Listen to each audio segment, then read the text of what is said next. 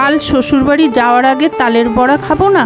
আটা নিলাম 1 কাপ, আধা কাপ চালের গুঁড়ো এবং পরিমাণ মতন চিনি নিলাম মিষ্টি অনুযায়ী। তালের রস দিয়ে খুব ভালো করে এটাকে মেখে নিচ্ছি।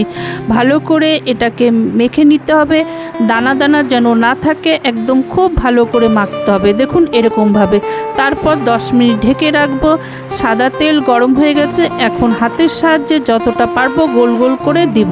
তবে তাল দেওয়ার সময় গোল গোল এমনিই হয়ে যায়। এরকমভাবে পরপর আমি তালের বড়াগুলো ভেজে নিব। আপনারা কতবার তালের বড়া খেলেন কমেন্ট করবেন। আর এরকম কি ভাজেন? তবে এরকমভাবে ভাজলে নরম এবং তুলতুলে এবং অনেক দিন রেখে খেতে পারবেন। আবার সামনের বছর বাপের বাড়ি যখন আসবে আবার তালের বড়া খাবো এবং আরও তালের রেসিপি বানাবো আর আপনাদের দেখাবো। কালকে এই বছরের মতন বাই বাই করলাম এবং আপনাদেরও আজকের মতন বাই বাই করলাম।